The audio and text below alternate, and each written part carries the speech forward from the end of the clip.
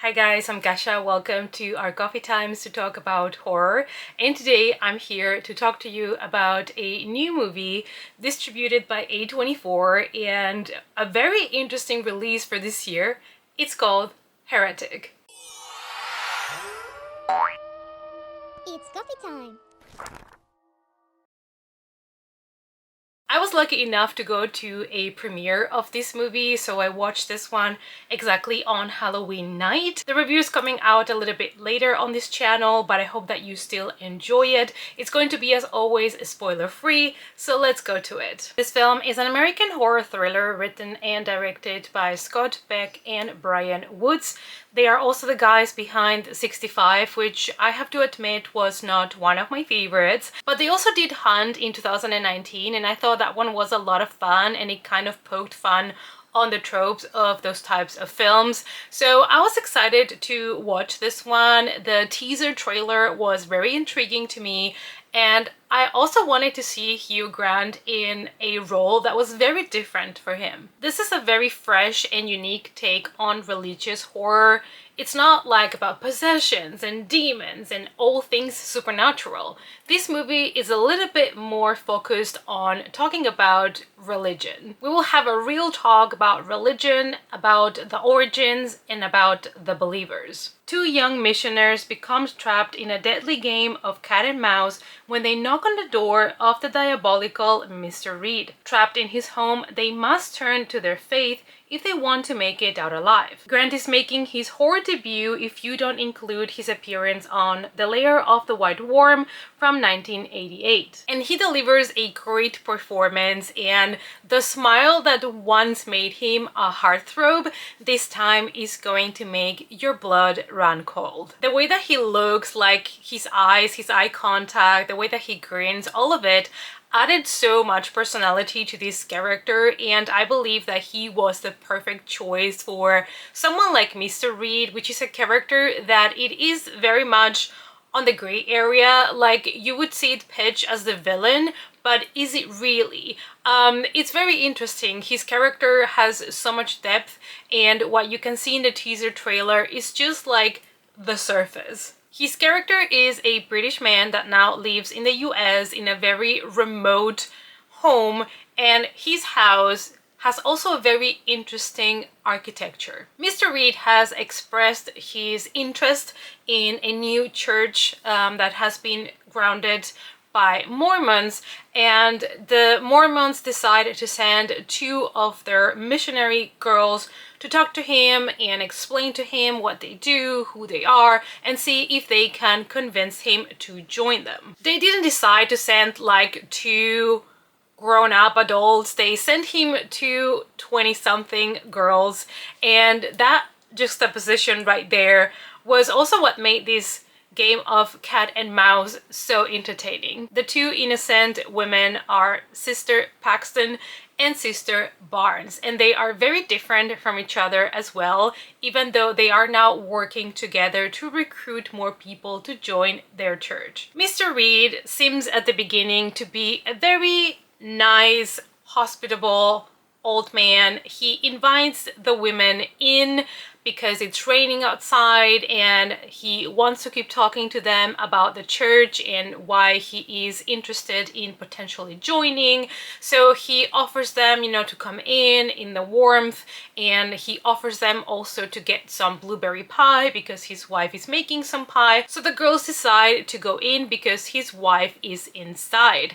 Now, they are not allowed to walk into a male's home without a female being present.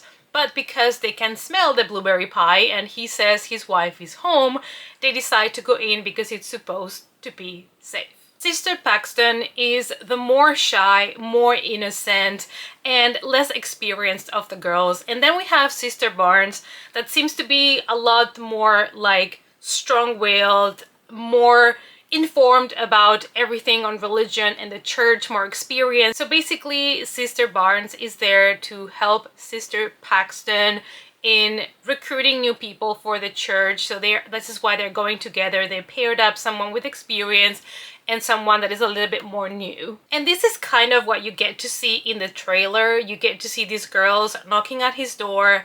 They are invited in. They're talking to him because Mr. Reed insists on discussing religion, and he starts to ask very, very weird questions. We are in a creepy suburban house, and Mr. Reed's house is such a wonderful design.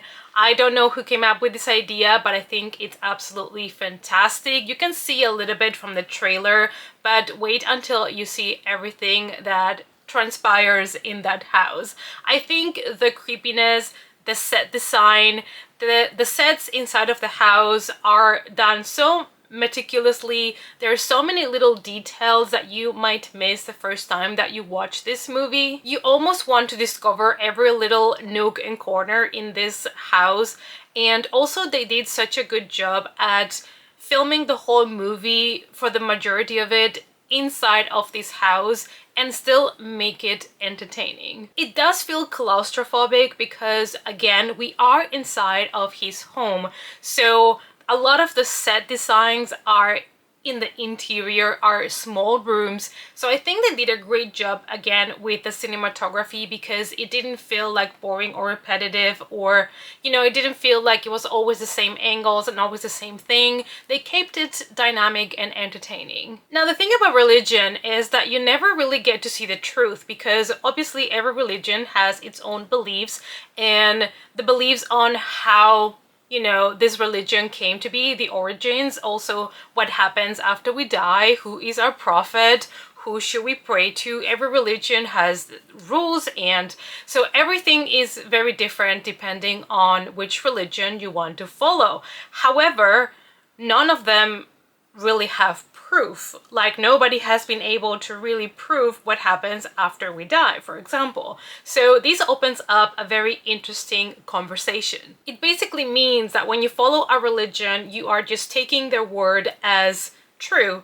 So it is all based upon faith. And in that same way that religion is kind of a mystery, Mr. Reed and his home are another mystery that you have to solve. He almost felt at some point like he was a shepherd, a priest, somebody guiding these young women and talking to them about religion. And there is a lot of discussion about religion in this movie. There is a lot of talking. One of the conversations that they have is a debate between belief and disbelief, and this will have a very important impact in the film. And you get to see a little bit of these in the trailer as well, if you have seen it, that the girls almost have to choose between belief and disbelief. The script was fantastic. The discussions between captor and captives, it was fantastic.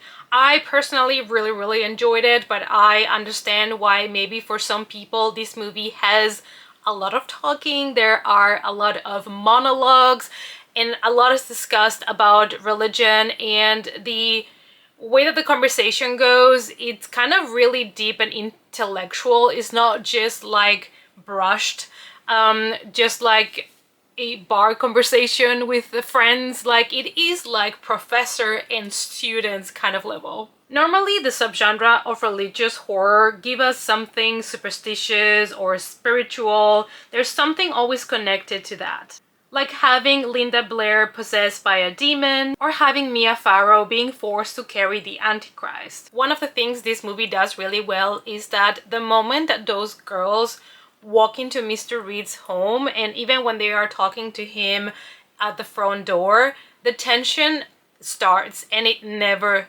stops. The way that they are able to hold the tension throughout the whole movie is fantastic. I was at the edge of my seat. I was engaged. I was entertained. I wanted to hear more. Like, I was just so in it. And there are not that many movies that get such a high level of engagement for me. This movie in a way reminded me to Barbarian, which is a movie in after every door is opened in that basement, if you know what I mean, more and more surprises come around and more disturbing things get. So in that regard, this movie reminded me a little bit to Barbarian, in which The more doors that you open and the more you get to know Mr. Reed and his beliefs, the more disturbing the movie gets. This is not like a fast-paced, action-packed slasher movie. This is not the type of movie that it is. It is quite of a slow burn. It really catches up only towards the end. And it is a movie that is going to have a lot of intellectual conversations, and it's going to require the audience to question their own beliefs. Even the horror has a really slow build-up. From the very beginning, when the girls sit down and are waiting to get the pie, and Mr. Reed is going back and forth to the kitchen to bring them beverages and stuff, every time he leaves the room in this dark hallway that we don't know where it leads to, and the way that his shadow and everything is being shown on the frame, it's already creepy. It's already creeping you out, and you know there's something wrong here. You know these girls are probably not gonna have a good time.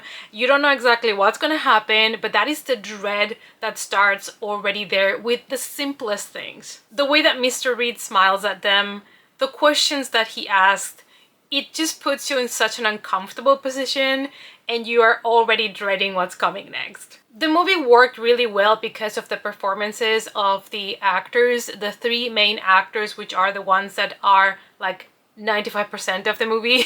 It's just the three main characters. Their performances are the ones that actually give so much power to this movie. Both actresses apparently were raised on Mormon religion, so it was a little bit easier for them to understand their characters as well as religion. But even though this is a slow burning movie, even though it's not like a super action-packed slasher, there are some action moments that are quite terrifying, and there are a lot of unpleasant things are going to happen in this movie. That's all that I can tell you, but I think the horror is so unique, so well done. I don't think I've seen a religious horror done like this before, and I absolutely ate it up. I ended up giving this movie a 4.5 out of 5 because, like I said, it worked really well for me. I would rewatch this movie anytime. And I understand this movie is going to be for a very specific audience because it is a horror movie that has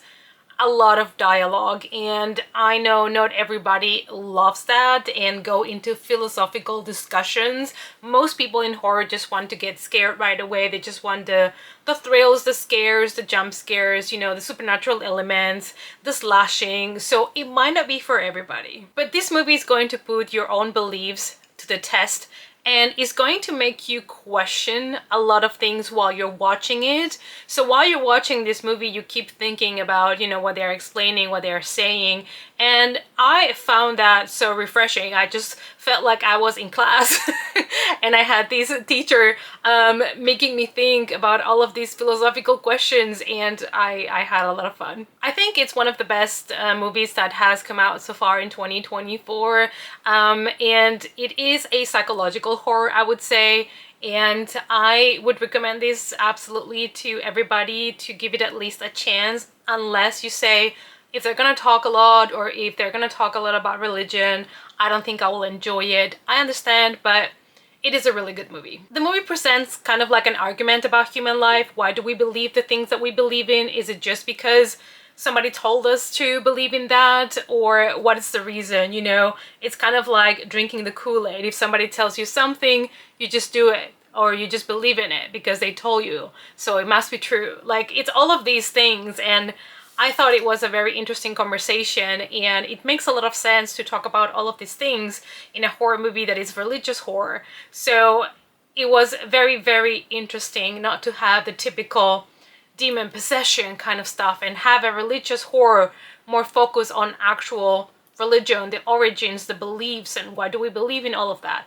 And it was very good. It's thought-provoking. It had even humor in it as well. There were moments where I was even laughing, and honestly, the performance of Hugh Grant in this movie was so unexpected. I thought he was gonna do a good job, but the way that he can be charming and creepy at the same time, it's fantastic, and one of my favorite performances by him, absolutely, if not my favorite. So if you like Hugh Grant, just for that, you should watch the film. Alright you guys, so this was my spoiler-free review of Heretic. I hope that you enjoyed the review.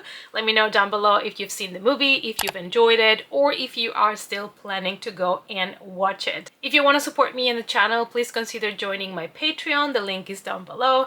And thank you guys so much for all your support. I hope to see you all, as always, in our next coffee time. Bye!